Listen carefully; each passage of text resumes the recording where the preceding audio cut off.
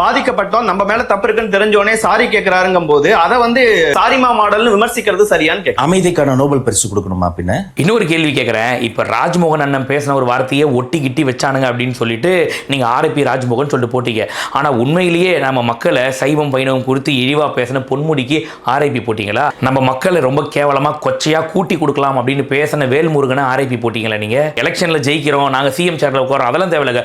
மக்களுக்கு ஒரு நம்பிக்கை எங்க மூலியமா வருதுல்ல. பரந்தூர் மக்கள் 1000 நாட்களை கடந்து இப்ப போராடுறாங்க, எங்களை தேடி வராங்க அப்படின்னாக்கா எங்க மேல இருக்க நம்பிக்கை. நேஷனல் மீடியா வரைக்கும் இன்னைக்கு பரந்தூரை பத்தி பேசினா தளபதி விஜய் அவர்கள். நான் இதை பெருமையா பேசல, அந்த மக்களுக்கு ஒரு நம்பிக்கை எங்க மேல வந்திருக்கு. அந்த நம்பிக்கையை நாங்க ஒருபோதும் வீணடிக்க விட மாட்டோம். கண்டிப்பா சொல்றோம், இதுக்கு என்ன பிரச்சனை வந்தாலும் இறங்கி பார்க்கறது நாங்க தயாரா இருக்கோம். அதே தான் இந்த 24 லாக்அப் மரணங்களுக்கும் ஒவ்வொருத்தரையும் கொண்டுட்டு ஏன் இந்த அஜித் குமாரோட மரணத்துக்கே விலை பேசப்பட்டுச்சு தெரியுமா தெரியாது. இந்த இப்போ சிபிஐயோட விசாரணையில் முதல் வீடியோ கிளிப் அவன் வந்துச்சு. அவங்க குடும்பத்தினரை உட்கார வச்சு திமுக காரங்க அந்த டிஎஸ்பி எல்லாரும் உட்கார வச்சு அவங்கள மிரட்டக்கூடிய காட்சிகளை நம்ம பார்த்தோம். நம்ம இந்த மாதிரி 24 பேரையும் இந்த 24 பேரை ஸ்டேஜ் கொண்டு வந்து ஏற்றுறதுக்கு தமிழக வெற்றி கழகம் எவ்வளோ போராடிச்சுன்னு தெரியுமா உங்களுக்கு? அவ்வளோ சீக்கிரத்தில் விடலை. போனா பிரச்சனை, போனா அது உங்களுக்கு இதை தரேன் அதை தரேன்னு எவ்வளோ பேசினாங்க தெரியுமா இந்த 24 பேர்கிட்ட. இது எல்லாத்தையும் தாண்டி 24 பேரும் தளபதி விஜய்க்காக நாங்கள் நிப்போன்னு சொல்லி வந்தாங்கல்ல. அந்த ஒரு மெச்சூரிட்டி ஏன் ரஜினி சாருக்கும் அஜித் சாரோட ஃபேன்ஸுக்கும் இல்லைன்னு தான் கேட்பேன். நம்மளை வச்சு இவ்வளோ அரசியல் பண்ணுறானுங்க, போடா மயிருன்னு ஒதுக்கி தள்ளிட்டு என்ன நடக்குதுன்றதை பாருங்க, கூட நில்லுங்க எங்க கூட.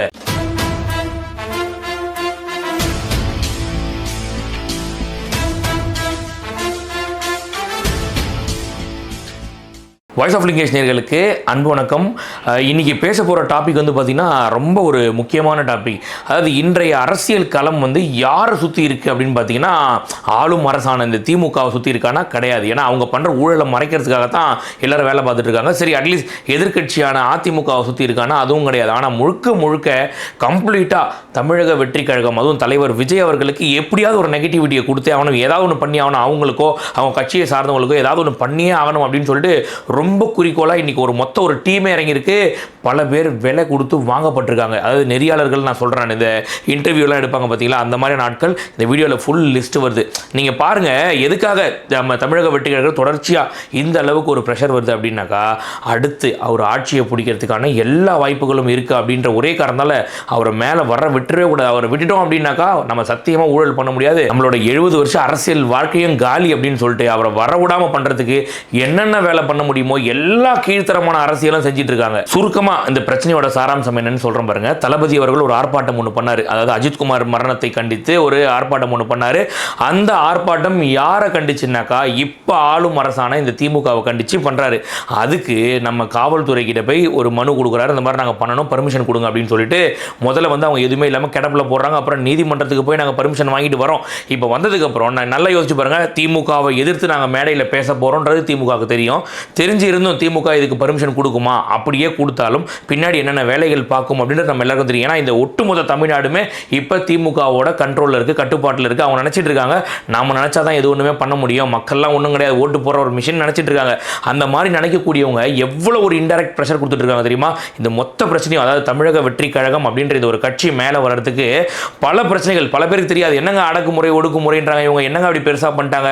மற்ற எந்த கட்சிக்கும் இல்லாத ஒரு நெருக்கடி இன்னைக்கு தாவேக்காக வந்துட்டு இருக்கு. இதுதான் நிதர்சனமான ஒரு உண்மை. இதுல வேடிக்கையான ஒரு விஷயம் என்ன தெரியுமா? அதாவது தாவேகா பேர்ல ஏதாவது ஒரு நெகட்டிவிட்டி கிரியேட் பண்ணும். எது நடந்தாலும் சரி, இவங்களே ஒரு ஆள் அனுப்புவாங்க, கவிதை கோபால் மாதிரி ஒருத்தன் அனுப்புவாங்க. அனுப்பிட்டு பாத்தீங்களா தாவேகா காரன் எப்படி பேசுறாங்க, ஒண்ணுமே தெரியாம போர்டை பிடிச்சிட்டு நிற்கிறான். அவனை பிடிச்சி நம்ம ஆளுங்க ரவுண்டு கட்டினதெல்லாம் கட் பண்ணிட்டாங்க. அதெல்லாம் போடவே கிடையாது, நாங்க தான் எடுத்து எங்க ஐடி விங் தான் அதுக்கப்புறமா போட்டுச்சு. இந்த மாதிரி உள்ளுக்குள்ள இந்த சமூக விரோதிகளை இறக்கிறது, இந்த மாதிரியான பல நாச வேலைகளை வந்து திமுக ஐடி விங் பண்ணுது, திமுக காரங்க பண்றாங்க. குறிப்பா நீங்க நல்லா பாருங்க, 11 மணிக்குள்ள இந்த ஆர்ப்பாட்டம் வந்து முடிச்சே ஆகணும் அப்படின்றாங்க.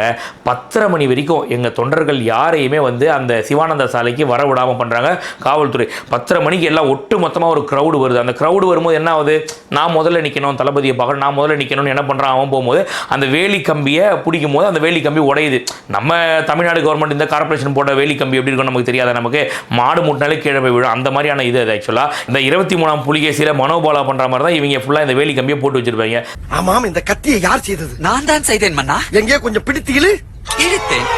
அதில் என்னடா தேடுகிறாய்? எல்லாம் சரியாகத்தான் உள்ளது மன்னா, ஆனால் ஒட்ட வைப்பதற்கு தான் நேரம் கூடி வரவில்லை. சும்மா கையில் தட்டினது கீழே விழுது, அதை கூட தளபதி அவர்கள் நான் சரி பண்ணி கொடுத்துட்றேன், எங்களுக்கு அந்த நெகட்டிவிட்டி கூட தேவையில்லை அப்படின்னு சொல்லிட்டு பண்ணுறாரு. ஆனாலும் இருந்தாலும் பார்த்தீங்கன்னா எதுக்காக அவர் 3 நிமிஷம் பேசினார், அவர் எப்படி கையில் இந்த போர்டை பிடிச்சார், ஏதாவது ஒன்று கிரியேட் பண்ணிட்டு இருக்கணும். நான் என்ன கேட்குறேன், டேய் ஜப்பான்காரன் எதையோ கண்டுபிடிக்கிறான், நான் எதை கண்டுபிடிச்சிருக்கேன் அப்படிங்கிற மாதிரி இவ்வளோ யோசிச்சே நீ மக்களுக்கு எப்படி நல்லது பண்ணலாம்னு யோசிச்சிருந்தா தளபதி அவர்கள் அரசியலுக்கே வந்திருக்க மாட்டாடா ஈனப்பயல்களா. அதை பற்றியெல்லாம் யோசிக்காம இப்போ தமிழக வெற்றி கழகம் வந்துருச்சு, எப்படியாவது அந்த கட்சிக்கு நெகட்டிவிட்டி கிரியேட் பண்ணியே ஆகணும் அப்படின்னு ரொம்ப மும்முரமாக இறங்கி வேலை பார்க்குறாங்க. இப்போ இது ஒரு பக்கம் இருக்க, இன்னைக்கு திமுக காரங்க என்ன பண்ணுறாங்கன்னாக்கா, ஒரு பக்கம் இந்த ஆட்சி கையில் வந்த உடனே அராஜகத்தை கையில் எடுக்கிறாங்க, மக்களை இப்படிலாம் ஏமாத்துறது அப்படின்னு ஒரு பக்கம் கையில் எடுக்கிறாங்க. இன்னொரு பக்கம் ஊழல் எப்படி பண்ணுறதுன்றத முழுசாக கற்றுக்கிட்டு பிஹெச்டி முடிச்சுட்டு வந்திருக்காங்க. நான் அராஜகம் அப்படின்னு சொன்னது எப்படின்னாக்கா, இந்த அஜித்குமார் மரணம், இந்த மாதிரியான அந்த ஒரு சில நாசக்கார வேலைகள் செய்கிறது. ரெண்டாவது, தான் கட்சிக்காரன் ஏதாவது ஒன்று இன்வால்வ் ஆகிட்டான் உள்ளனா அவனை காப்பாற்றுறதுக்கு எந்த லெவலுக்கும் கீழே இறங்குற மாதிரியான வேலைகளை இப்போ திமுக பார்த்துட்டு இருக்கு. இந்த மக்களை ஏமாத்துறது அப்படின்னு பார்த்தீங்கன்னாக்கா, இந்த ஓரணிகள் தமிழ்நாடு ஒன்று வந்துட்டு இருக்குல்ல, அந்த மாதிரி ஒரு விஷயம். ரெண்டாவது, போன ஆட்சியில் அனிதான்னு ஒரு தோழி ஒருத்தங்க இறந்து போனாங்க அந்த நீட் தேர்வால். அதில் இறந்து போன அந்த தோழியை வச்சு ஒரு அரசியல் பண்ணாங்க பார்த்தீங்களா. அனிதாவோட பேரில் ஒவ்வொரு மாவட்டத்திலையும் நாங்கள் வந்து மருத்துவ கல்லூரி ஆரம்பிப்போம் அப்படின்னு சொல்லிட்டு இந்த மாதிரியான வேலைகள், மக்களை ஏமாத்துற வேலைகள். நான் தலைவர்கிட்ட கோரிக்கை வச்சிருக்கேன், அனிதாவோட பேர்ல ஒரு மாவட்டத்திலையும் ஒரு அரசு மருத்துவ கல்லூரியை நம்ம கட்டணும், அனிதா பேர்லயே பண்ணணும்னு தலைவர்கிட்ட நான் சொல்லியிருக்கேன். இல்ல நம்மலாம் அந்த டைம்ல யோசிச்சு பார்த்தோம் பாருங்க, இந்த மூஞ்சாவது அனிதா பேர்ல மருத்துவ கல்லூரி கட்டுறதாவது. இவங்க அப்படியே கட்டினாலும் அவங்க தாத்தா பேர் தான் வைப்பாங்க, யாரு கலைஞர் கருணாநிதினு தாத்தா பேர் வைப்பாங்க. இதுல இந்த மூஞ்சி வந்து அனிதா பேர்ல மருத்துவ கல்லூரி கட்டுதாமா அப்படின்னு நமக்கு அன்னைக்கு யோசிச்சோமா. ஆனா இன்னைக்கு தான் நமக்கு அது புரியுது. அப்ப புரியல, இப்ப புரியுது, இப்ப புரியுது. என்னமோ மக்களுக்கு இவங்க தான் வந்து எல்லா வசதிகளும் செஞ்சு கொடுத்துட்டா மாதிரி ஒரு 1000 ரூபாய் காசு போற வரவன்லாம் சொல்லி காமிச்சுக்கிறான். அசிங்கமா 1000 ரூபாய் வாங்குறியா, என்னத்துக்கு யூஸ் பண்ற நீ அப்படின்னு கேட்கறான். டேய் நான் முதல்ல ஒரு கேள்வி கேட்கறேன், யார் வீட்டு காசு எடுத்து நீ கொடுக்குறீங்க? கலைஞர் கருணாநிதி சம்பாரிச்ச காசு எடுத்து கொடுக்குறீங்களா, இல்ல திரு மு.க. ஸ்டாலின் ஐயா சம்பாரிச்ச காசு எடுத்து கொடுக்குறீங்களா, இல்ல மதிப்பு கூறிய உதயநிதி அவர்கள் சம்பாரிச்ச காசு எடுத்து கொடுக்குறீங்களா? எங்க வரி பணத்தை எடுத்து எங்களுக்கு கொடுக்கறதுக்கு வந்து உங்களுக்கு 1000 ரூபாய் காசு சொல்லி காட்டுங்களா நீங்க? அதுக்கப்புறம் மகளிர் விடியல் பயணம். ஏண்டா நாங்க கேட்டோமா உங்ககிட்ட, விடியல் பயணம் கேட்டோமா நாங்க? ஒரு இலவச பேருந்து ஒன்று விட்டுறாங்களாமா, அதை ஓசின்னு இவங்களே அசிங்கமா சொல்றதாமா. ஒரு பஸ்ஸோ ஸ்டாப்பிங்ல நிக்கிறது கிடையாது, எங்க பெண்களை வந்து அந்த நடத்துனர் ஓட்டுநர் ரொம்ப இழிவா நடத்துறது என்ன நாங்க கேட்டோமா? விடியல் பயணம் உங்ககிட்ட காசு கொடுத்து போகும்போது நாங்கள் கௌரவமா தான்டா போயிட்டு இருந்தோம். இப்போ நீங்க விடியல் பயணம்னு ஒன்று கொடுத்து அசிங்கமா போறவரெல்லாம் எங்களை அசிங்கமா பேசுறா. உன் கட்சிக்காரங்களே ஓசி பஸ் எல்லாம் பேசிட்டு இருக்காண்டா. இப்ப பஸ்ல எப்படி போறீங்க? ஓசி பஸ்ல போறீங்க. அடுத்து ஊழல். திமுக காரங்க எந்த துறை எடுத்தாலும் ஊழல், எல்லாத்துலயும் ஊழல். ஊழல்ல வந்து அப்படியே பெரிய சாணக்கியர்கள் எல்லாரும். அந்த மாதிரி ஊழல்ல PhD பண்ணவங்க தான் இவங்க எல்லாருமே. நீங்க ஒரு விஞ்ஞான திருட ஆண்டவரே, உங்ககிட்ட ஒர்க் பண்றது ஒரு பேங்க்ல ஒர்க் பண்ற மாதிரியே இருக்கு ஆண்டவா. இவங்க வந்து இந்த அளவுக்கு ஆட்டம் போட்டுட்டு இருக்காங்க. எல்லாம் நம்ம போட்ட பிச்சையில, என்ன பிச்சை? ஓட்டு பிச்சை. நம்ம போட்ட ஓட்டு பிச்சையில இவங்க ஆட்சியில உட்காந்துட்டு இன்னைக்கு நம்ம மேலே அதிகார திமிரை எடுத்து காட்டுறாங்க. இதுல என்ன தெரியுமா பெரிய கொடுமையே? இவங்க இந்த மாதிரி தான் பண்ணுவாங்கன்றது நமக்கு தெரிஞ்சு போச்சு. தெரிஞ்சு போனதுக்கு அப்புறமாவும் இவங்க இதை தான் பண்றாங்கன்றதை தாண்டி மறுபடியும் அடுத்த எலெக்ஷன்ல இவங்களுக்கு தான் நம்ம ஓட்டு போட போறோம்னு சகிச்சிட்டு போறோம் பாத்தியா? அதுதான்டா இருக்கிறதுலே பெரிய கொடுமை.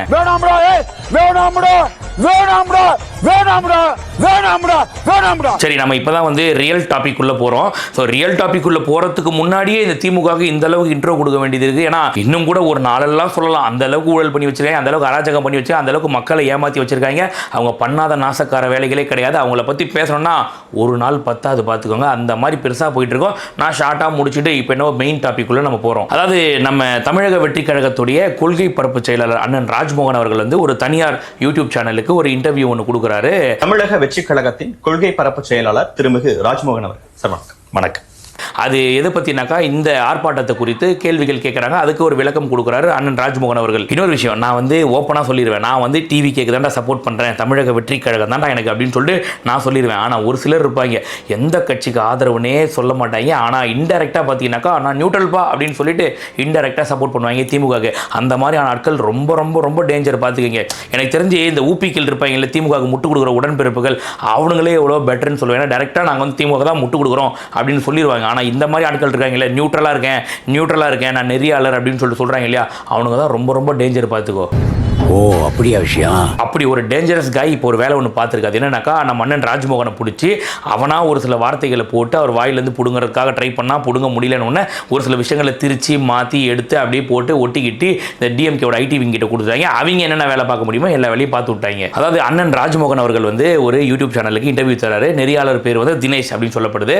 அவன் வந்து பார்த்தீங்கன்னாக்கா இந்த டிஎம்கே ஐடி விங் கிட்ட இருந்து அப்படியே ஸ்கிரிப்ட் பேப்பர் வாங்கி வந்துட்டான். என்னென்ன கேள்விகள்லாம் கேட்கணுமோ தவறு கிடையாது. அதாவது மக்கள் என்னென்ன கேள்வி கேட்குறாங்களோ அந்த கேள்விக்கெல்லாம் பதில் சொல்ல வேண்டியது எங்கள் கடமை. தாராளமாக நாங்கள் சொல்கிறோம், எந்த ஒரு மாற்று கருத்துமே கிடையாது. ஆனால் இது திருச்சி மாற்றி திமுக பண்ணுற தவறுகளை சொல்லும் போது அதை மட்டும் ஓரம் ஒதுக்கிட்டு வெறும் தாவேக்காவை பற்றி மட்டும் பேசுறது ஒரு நெறியாளர் செய்யக்கூடிய செயலா? பாலிடிக்ஸ் விட்டுருக்கேன். இது தப்பு, இது மனித உரிமை மீறல் தானே. அந்த அதிகாரிகள் தானே, அந்த அதிகாரிகள் மீது கடுமையான நடவடிக்கை எடுங்க அப்படின்னு கூட தோழமை சுட்டல் கூட யாருமே பண்ணலையே. அதையெல்லாம் கேள்வி கேட்காதான் அந்த மேடையை குறிப்பா அந்த ஒட்டு மொத்தமான நிகழ்ச்சியுமே பார்த்தீங்கன்னா ஒரு 48 நிமிஷம் நினைக்கிறேன். 48 நிமிஷம் நடந்துச்சு. அது மொத்தத்தையும் நான் முழுசா பார்த்தேன். அந்த 48 நிமிஷத்துலையும் ஒரு 5 கேள்விகள் மட்டும் தான் வைக்கப்படுது. முதல்ல அது என்ன கேள்வின்னு சொல்றேன். அந்த கேள்விக்கான விளக்கம் அண்ணன் ராஜ்மோகன் அவர்கள் ரொம்ப தெளிவாக சொல்லிட்டார். இருந்தாலும் முதல்ல நான் எக்ஸ்பிளைன் பண்ணிடுறேன். முதல் கேள்வி என்ன அப்படின்னு பார்த்தீங்கன்னாக்கா, லாக்அப் மரணம் குறித்து தளபதி விஜய் அவர்கள் இப்போ குரல் கொடுக்குறாரு. ஏன் அதிமுக காலத்தில் குரல் கொடுக்கல? ஏன் அதுக்கு முன்னாடி எல்லாம் குரல் கொடுக்கல? இன்னைக்கு 24 லாக்அப் டெத்துக்கு மட்டும்தான் அவர் பேசுவார், அதுக்கு முன்னாடிலாம் பேச மாட்டாரா அப்படின்னு ஒரு கேள்வி ஒன்று கேட்குறாங்க. இது முதல் கேள்வி. இதுக்கான பதில் பின்னாடி வருது. ரெண்டாவது கேள்வி என்ன அப்படின்னு பார்த்தீங்கன்னா, அவர் கையில் வச்சுட்டு இருக்க போர்டு சாரி வேண்டாம் நீதி வேணும்னு போட்டிருக்காரு. அப்புறம் ஏன் சாரி கேட்டிங்களான்னு கேட்டுட்டு இருக்காருன்னு சொல்லிட்டு லூசுத்தனமாக ஒரு கேள்வி ஒன்று கேட்குறாங்க. இது ரெண்டாவது கேள்வி. அதுக்கான விளக்கமும் பின்னாடி வருது. மூணாவது கேள்வி, விஜய் எதற்காக வெறும் 3 நிமிடங்கள் பேசினார், அதற்கு மேலாக ஏன் பேசவில்லை அப்படின்னு இன்னொரு பைத்தியகாரத்தனமான ஒரு கேள்வி ஒன்று கேட்டிருக்காங்க. அதுக்கும் விடை பின்னாடி வருது. நாலாவது கேள்வி, டிஎம்கே ஏடிஎம்கே ரெண்டுத்துக்கும் உள்ள வித்தியாசம் என்ன அப்படின்னு சொல்லிட்டு கேட்டு அதை பெருசாக இந்த ஊப்பிக்கெல்லாம் ட்ரோல் பண்ணிட்டு இருக்காங்க. ஏன்டா ட்ரோலிங் மெட்டீரியலாக உங்கள் தலைவர் சின்னவர்னு ஊர்பட்ட பேர் இருக்காங்க உங்கள் கட்சியில். அவங்கெல்லாம் வச்சு ட்ரோல் பண்ணல, இதை வச்சு ட்ரோல் பண்ணுறாங்களாமா. சரி, அதுக்கும் அண்ணன் விளக்கம் கொடுத்துருக்காரு. ஆனால் அந்த விளக்கத்தெல்லாம் கட் பண்ணிட்டு என்னென்ன வேணுமோ ஒட்டுறது தடவுறது இதெல்லாம் அவங்களுக்கு ரொம்ப பிடிக்கும். ஐ மீன் காப்பி பேஸ்ட் சொல்கிறேன் நான். அந்த மாதிரியான விஷயங்கள்லாம் அந்த டிஎம்கே ஐடி விங்குக்கு ரொம்ப கைவந்த கலை. அந்த வேலையை நல்லா பார்த்துருக்காங்க. பட் தெளிவுபடுத்தி பின்னாடி நான் வருது சொல்கிறேன். 5வது கேள்வி, இதுதான் ரொம்ப முக்கியமான கேள்வி. அஜித் குமார் அப்படின்ற அந்த பேரை வச்சு ஒரு அரசியல் ஒன்று பண்ணியிருக்காங்க. நடிகர் அஜித் குமார் இருக்கார் இல்லையா, அவரையும் இதோட வச்சு லிங்க் பண்ணி ஒரு ரசிகர்களை தூண்டி விட்டு இந்த மாதிரி ஒரு விஷயம் கீழ்த்தரமான வேலைகளை திமுக ஐடி விங் பண்ணியிருக்கு. இந்த தினேஷ் அவர்கள் திமுக கிட்ட இருந்து எந்த அளவுக்கு துட்டா வாங்கியிருப்பான், எந்த அளவு அவங்க வீட்டு சோத்தை நக்கியிருப்பான் அப்படிங்கிறதெல்லாம் இதில் நல்லா டீட்டெயிலாக தெரியுது நமக்கு. ஏன்னா அவன் கேட்கக்கூடிய கேள்விகளே அப்படி தான் இருக்கு. நான் பார்த்தீங்கன்னா 48 நிமிஷம் காணொலி மொத்தத்தையும் பார்த்தேன் நான். அதில் ஒரு நியூட்ரலான கேள்விகள் கேட்கணும், ஆமாம் இது அவங்க பண்ணுறாங்க அப்படின்னு கேட்காம முழுக்க இந்த திமுகவுக்கு முட்டு கொடுக்குற வேலையை மட்டுமே அந்த தினேஷ் அவர்கள் பார்த்துருக்காரு. ஆனால் அதுக்கும் வந்து அண்ணன் ராஜ்மோகன் ரொம்ப கூலாக ரொம்ப தெளிவாக சூப்பராக நெத்தியில் அடிச்ச மாதிரி பதில் சொல்றாரு. இப்போ நான் வந்து இந்த 5 கேள்விகளுக்கும் 1 by 1 பதில் சொல்றேன். அது ரெண்டாவது விஷயம். முதல்ல நெறியாளர் அப்படின்ற அந்த ஒரு பொறுப்புக்கான அர்த்தம் என்னன்னு தெரியுமா? ஒரு நேர்மையானவர் அப்படின்றது அதுக்கான முதல் விளக்கமே. ஆக்சுவலா 2 தரப்புலையும் இருந்து நியாயத்தை பத்தி மட்டுமே பேசக்கூடியவர். நான் இங்க பணம் வாங்கிட்டேன் இவங்களுக்காக மட்டும்தான் பேச போறேன்னா அப்படி நெறியாளர் கிடையாது, நீ ஒரு தரகர் அப்படின்றத சொல்லிட்டு வந்துரு உள்ள. சரி, இப்போ இந்த தரகர் கேட்ட முதல் கேள்வி என்ன அப்படின்னு பாத்தீங்கன்னாக்கா, லாக்அப் டெத்துக்கு எதிராக இவ்வளவு கொந்தளிக்கக்கூடியவர் இதுவரைக்கும் யாரெல்லாம் லாக்அப் டெத்ல மரணம் அடைஞ்சிருக்காங்களோ 2021க்கு பிறகு நடந்தவங்களை மட்டும் ஏன் மேடை ஏற்றணும்? எல்லாரையும் கூட்டிட்டு வந்திருக்க வேண்டியதானே. அதாவது இதுக்கு முன்னாடி நடந்த இந்த மரணங்களுக்கெல்லாம் ஏதாவது குரல் கொடுத்தாரா அப்படின்னு கேட்கும்போது முதல் விஷயம் என்னன்னா, ஸ்டாலின் அவர்கள் விடியல் ஆட்சி அப்படின்னு சொல்லி தான் நமக்கு எல்லாம் ஓட்டு கேட்டார். அதாவது சாத்தாங்குளம் மரணம் 2020 நடக்குது, 2021 எலெக்ஷன் கரெக்டாக வரும்போது அந்த டைமில் விடியல் ஆட்சி அப்படின்னு கேட்டு வந்தார். நான் பார்த்துக்கிறேன், நான் இருக்கேன் அப்படின்னு சொன்னார். நீங்கள் இதுக்கு முன்னாடி இருக்க லாக்அப் டெத்தெல்லாம் எடுக்கணும்னா எம்ஜிஆர் காலத்தில் தான் எடுக்க முடியும், எல்லாத்தையும் யோசிச்சு பாருங்க நீங்கள். அதனால் இப்போ இந்த 4 வருஷத்தில் இவங்க என்ன பொய் சொல்லி தானே உள்ளே வந்தாங்க, இந்த பொய் சொல்லி வரது எடு. சரி, ரெண்டாவது விஷயம், அதிமுக காலத்தில் நடந்ததையும் நீங்கள் எடுங்க அப்படின்னாக்கா நான் எடுக்கிறோம், எல்லாத்தையும் எடுத்து எல்லாத்தையும் இந்த மாதிரி வந்து அதிமுக காலத்தில் இவ்வளோ நடந்து போச்சு அப்படின்னு சொல்லிட்டு அதிமுகவுடைய பொதுச் செயலரான திரு எடப்பாடி அவர்களை வந்து சிஎம் பதவி விட்டு விலக்கிடலாமா நான் கேட்குறேன். ஏன்னா அவர் இப்போ சிஎம்மாக இருக்காரு. இல்லை லூசுத்தனமாக கேள்வி கேட்டுட்டு இருக்காங்க. அதாவது நீங்கள் இதுக்கு முன்னாடி இருக்கிறதெல்லாம் எடுக்கல, அப்பெல்லாம் ஏன் குரல் கொடுக்கல நீங்கள் அப்படின்னு கேட்குறாங்க. ஏன்டா நாங்களுமே நீங்கள் நல்லது பண்ணுவீங்க நம்பி தாண்டா உங்களுக்கு ஓட்டு போட்டோம். விடியல் ஆட்சி நாங்கள் அதை பிடிங்கிடுவோம், இதை கிழிச்சிருவோம், அதாவது சட்ட ஒழுங்கு என்னோட நேரடி கண்காணிப்பில் இருக்கும் இவர் சொன்னதை நம்பி தான் நாங்கள் ஓட்டு போட்டோம். பெண்களுக்கு எதிரான கொடுமைகளை இரும்பு கரம் கொண்டு அடக்குவேன் இவர் சொன்னதை நம்பி தான் நாங்கள் ஓட்டு போட்டோம். ஏன்னா விடியல் ஆட்சி கிடைச்சிடும் ஓட்டு போட்டோம். ஆனால் அது எதுவுமே நடக்கல அப்படின்னு ஒன்று கடந்த 4 வருஷத்துக்கானது எடு. இதுக்கு முன்னாடி எடப்பாடி அவர்கள் என்னென்ன பண்ணாருன்றது வேணா கூட எடுக்கலாம், தப்பு கிடையாது. ஆனால் அது எடுத்து என்ன யூஸ்? அந்த மாதிரி எடுத்தா லிஸ்ட் பெருசாக போயிட்டு இருக்கும். இப்போ இந்த 4 வருஷத்தில் இவங்க பண்ண ஊழலை தானே எடுக்க முடியும், அதை தான் எடுத்துட்டு இருக்காங்க. இதை வந்து லூசுத்தனமாக வந்து இப்போ ஏன் கேட்குறீங்க, இதுக்கு முன்னாடி ஏன் கேட்கலன்னு வேற இந்த வானவில் நண்பர்கள் கேட்குற கேள்விகள் இருக்கே. உண்மையிலேயே சொல்கிறேன், டேய் நீங்கள்லாம் வயிற்றுக்கு சொத்தை தான் திங்கிறீங்களா இல்லை வேற ஏதாவது ஒருத்தர் மாற்றி தின்னுக்கிறீங்களா? ஒன்றும் புரியல. ரெண்டாவது கேள்வி, அதாவது அவர் கையில் வச்சிருக்க போர்டு சாரி வேண்டாம் நீதி வேண்டும். சாரி வேண்டாம் நீதி வேண்டும்னு போர்டு வச்சுக்கிட்டு விஜய் அவர்கள் 24 குடும்பங்கள்ட்ட சாரி கேளுங்கன்னு பேசுறாரு. கையில ஒரு போர்டு ஒண்ணு இருக்கு, அவர் பேசுற கருத்து ஒண்ணு இருக்குங்கிற ஒரு விமர்சனமும் இருக்கு. நீங்க அஜித்குமார் மரணத்துக்காக கேட்டீங்களே சாரி, இந்த 24 குடும்பத்துக்கிட்ட சாரி கேட்டீங்களா அப்படின்னு தளபதி கேட்டது உங்களை சாரி கேட்க சொல்லி இல்ல, உங்களை செருப்பால் அடிக்கிற கேள்வி அது. ஆக்சுவலா சாரி வேண்டாம் நீதி வேண்டும்னு சொன்னது இந்த 24 பேருக்கு நீ சாரி கேட்க தேவையில்லடா, இவங்களுக்கு உரிய இழப்பீட கூட, ஏன் இந்த மாதிரி பண்ண, இவங்களுக்கு பதில சொல்லுன்னு சொல்றாரு. இதை கூட புரிஞ்சுக்க முடியாம நான் சாரி வேண்டாம் நீதி வேண்டும் கையில போர்டு வச்சிருக்காரு. உடனே பாத்தீங்கன்னாக்கா அவரு இவங்க கிட்ட சாரி கேட்டீங்களான்னு கேட்கறாரு.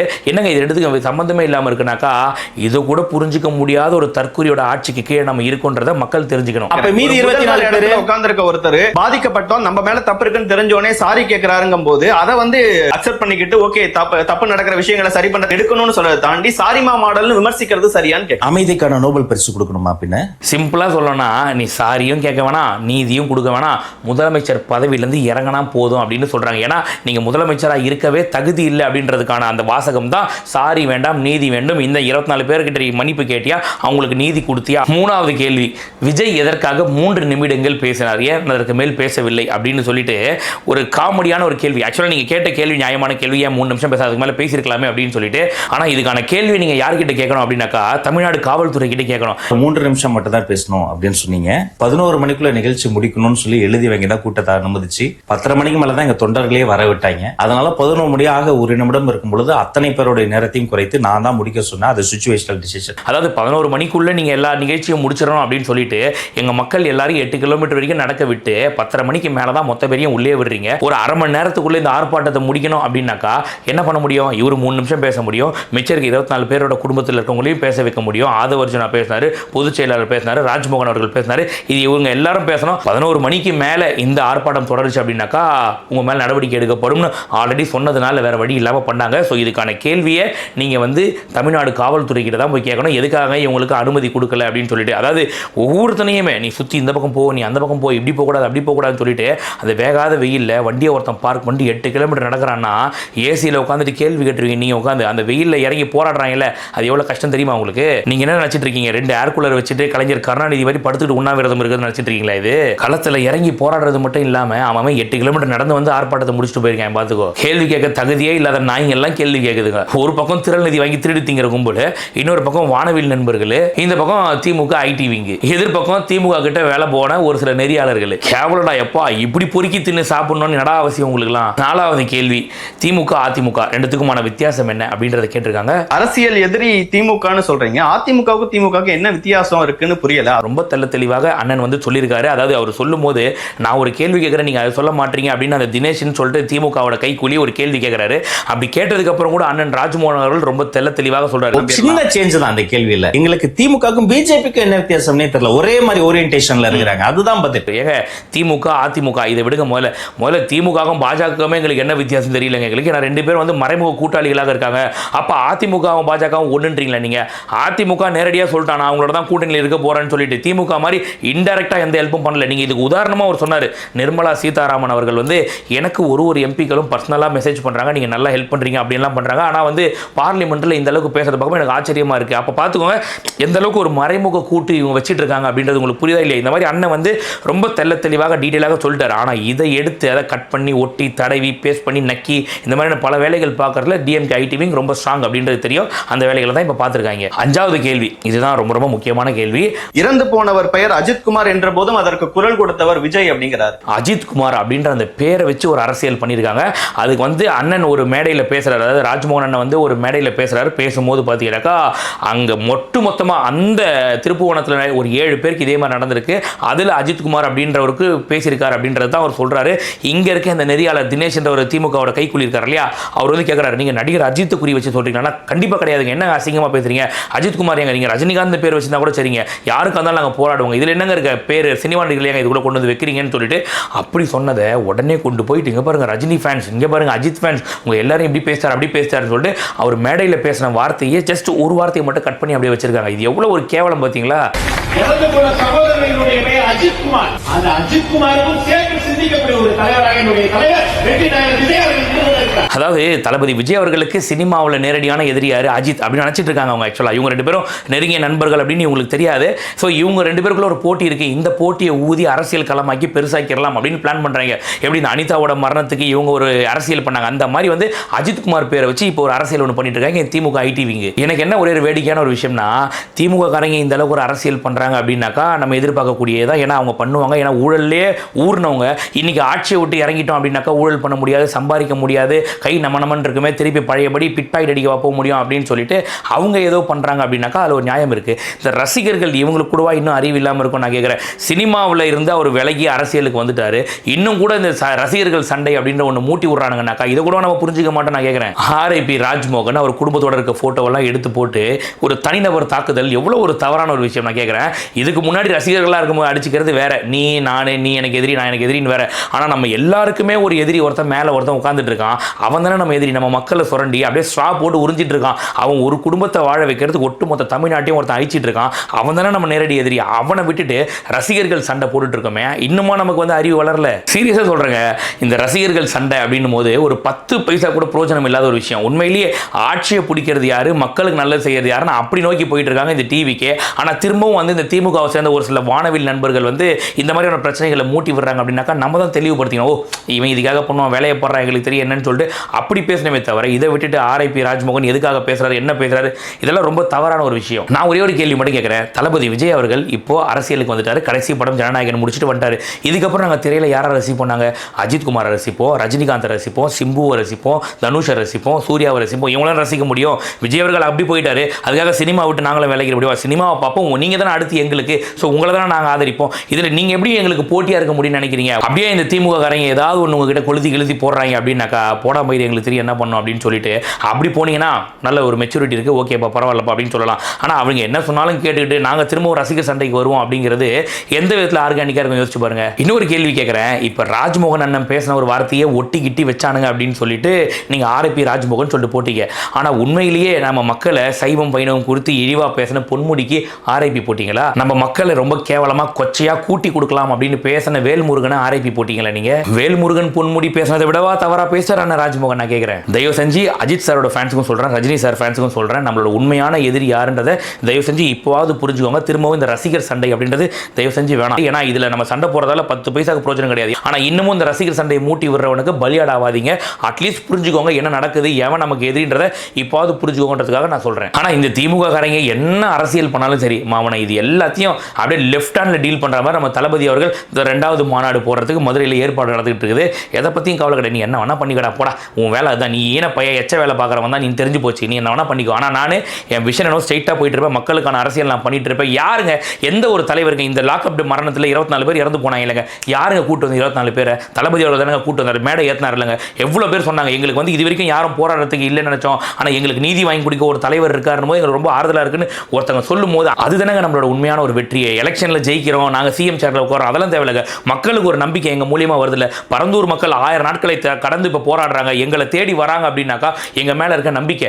நேஷனல் மீடியா வரைக்கும் இன்னைக்கு பரந்தூரை பத்தி பேசினா தளபதி விஜய் அவர்கள், நான் இது பெருமையா பேசல, அந்த மக்களுக்கு ஒரு நம்பிக்கை எங்க மேல வந்திருக்கு. அந்த நம்பிக்கையை நாங்கள் ஒருபோதும் வீணடிக்க விட மாட்டோம். கண்டிப்பா சொல்றேன், இதுக்கு என்ன பிரச்சனை வந்தாலும் இறங்கி பார்க்கறது நாங்கள் தயாரா இருக்கோம். அதே தான் இந்த 24 லாக்அப் மரணங்களுக்கும் ஒவ்வொருத்தரையும் கொண்டுட்டு ஏன் இந்த அஜித் குமாரோட மரணத்துக்கே விலை பேசப்பட்டுச்சு தெரியுமா தெரியாது. இந்த இப்போ சிபிஐயோட விசாரணையில் முதல் வீடியோ கிளிப் அவன் வந்துச்சு. அவங்க குடும்பத்தினரை உட்கார வச்சு திமுக காரங்க அந்த டிஎஸ்பி எல்லாரும் உட்கார வச்சு அவங்கள மிரட்டக்கூடிய காட்சிகளை நம்ம பார்த்தோம். நம்ம இந்த மாதிரி 24 பேரையும் இந்த 24 பேரை ஸ்டேஜ் கொண்டு வந்து ஏற்றுறதுக்கு தமிழக வெற்றி கழகம் எவ்வளோ போராடிச்சுன்னு தெரியுமா உங்களுக்கு? அவ்வளோ சீக்கிரத்தில் விடலை. போனா பிரச்சனை, போனா அது உங்களுக்கு இதை தரேன் அதை தரேன்னு எவ்வளோ பேசினாங்க தெரியுமா இந்த 24 பேர். இது எல்லாத்தையும் தாண்டி 24 பேரும் தளபதி விஜய்க்காக நாங்கள் நிப்போன்னு சொல்லி வந்தாங்கல்ல, அந்த ஒரு மெச்சூரிட்டி ஏன் ரஜினி சாருக்கும் அஜித் சாரோட ஃபேன்ஸுக்கும் இல்லைன்னு தான் கேட்பேன். நம்மளை வச்சு இவ்வளோ அரசியல் பண்ணுறானுங்க, போடா மயிர்னு ஒதுக்கி தள்ளிட்டு என்ன நடக்குதுன்றதை பாருங்க, கூட நில்லுங்க எங்க கூட. இதுக்கு முன்னாடி ரஜினி சாரோ அஜித் சாரோ யார் அரசியலுக்கு வந்தாலும் கண்டிப்பாக இதை தான் நான் சொல்லுவேன். நீங்க அரசியல் வட்டிக்க, நீங்க எங்களுக்கு சினிமாவில் எதிரி, நாங்கள் கூட நிற்க மாட்டோம், சத்தியமாக சொல்லியிருக்க மாட்டேன். நீங்க ஒரு நல்ல விஷயத்துக்காக முன்னெடுக்கிறீங்கன்னா கண்டிப்பாக நாங்கள் கூட வந்து நிற்போம். உண்மையான ரஜினி ஃபேன்ஸும் அஜித் ஃபேன்ஸும் கண்டிப்பாக நிறைய பேர் நாங்கள் பார்த்தோம். இப்போ ரீசெண்டாக கூட பார்த்தோம், நிறைய பேர் வந்து விஜய் சாருக்கு நாங்கள் சப்போர்ட் பண்ணுவோம், எங்கள் ஆதரவு அவருக்கு இருக்குன்னு நிறைய பேர் சொல்கிறாங்க. ஆனால் ஒரு சில வானவில் நண்பர்கள், ஒரு சில உள்ள இந்த சமூக விரோதிகள் வந்து இந்த மாதிரியான வேலைகள்லாம் பார்ப்பாங்க. அதை நாம தான் பிரிக்கணும். எவன் கருப்பாடு எவன் நம்ம ஆளு அப்படின்றத நாம தான் பிரிக்கணும். அதனால தாவேகா கிட்ட இந்த திமுக பண்ற சீப்பான கீழ்த்தரமான அரசியல் எதுவும் எடுபடாதுன்றதை ரொம்ப ஆணித்தரமாக சொல்லிக்கிறேன்.